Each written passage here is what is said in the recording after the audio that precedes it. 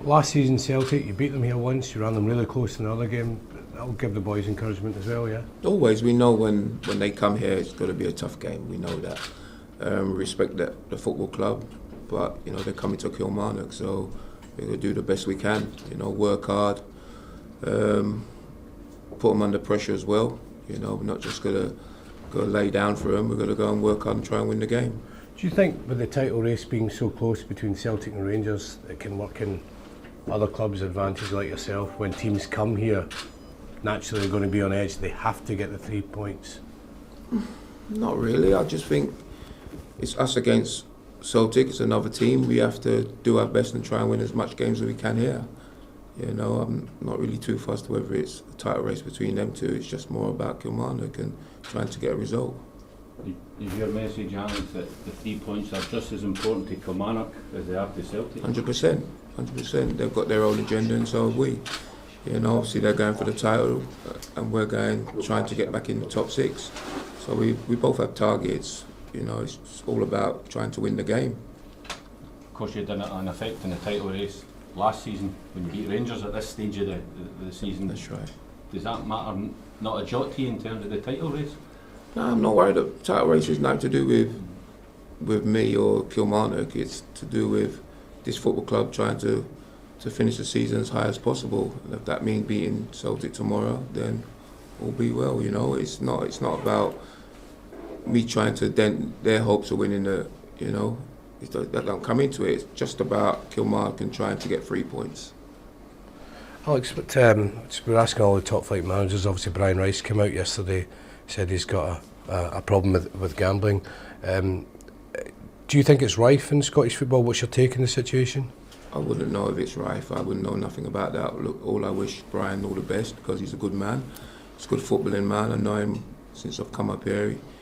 You know, I see him at all the games. I know he does his job well, and I just wish him all the best. Beg your pardon. Hamilton came out yesterday and said, listen, there should be an amnesty for any player or manager coming out now and saying, hey, I've got a problem.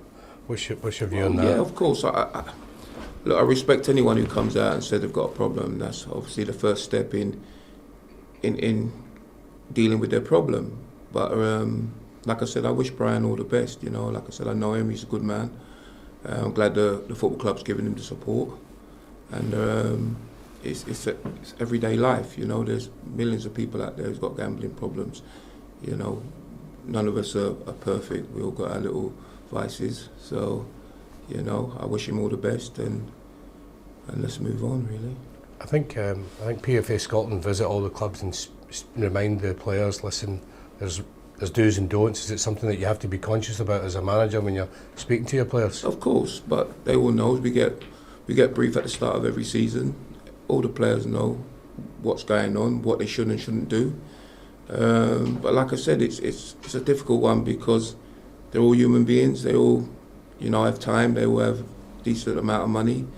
You know, whether it's gambling, whether it's drink, you know, it's part of life, and we just things like that do come out. We just got to give them the best help we can. Come back to your team. Chris Burke must have a bit of a spring about him. He's always got a spring. He's 35, I think 36 now. He trains well every day. He's good around the place. He's a winner, you know, and it's good to have him here. Would kind of performances like that from him show the younger lads? 100%. He's a good role model for them young boys coming through.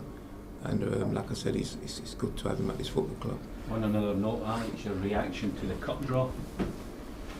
It's always Aberdeen. You know what I mean? They're a great football club, and like I say, it's going to be a tough game, but that's in a few weeks' time. It's about tomorrow now, and then onwards to that, and then Saturday. Likely to have any more new faces in by then? Good question. I'd like to think so. I'd like to try and bring maybe 1/2 in, but at the moment we're doing okay.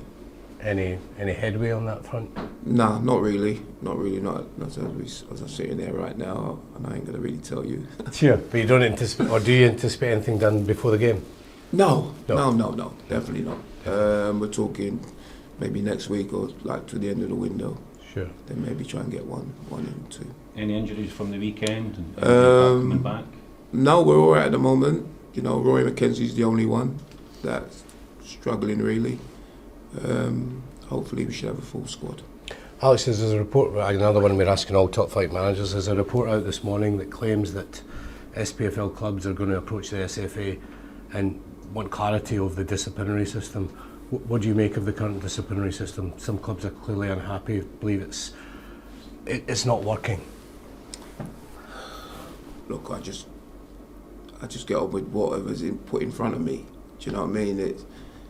I'm not really going to sit here right now and discuss that because it's not nothing I can do about it. You know, we have rules, regulations, and we just get on with it. You know, if someone higher than me want to change it, then I'll go with the flow.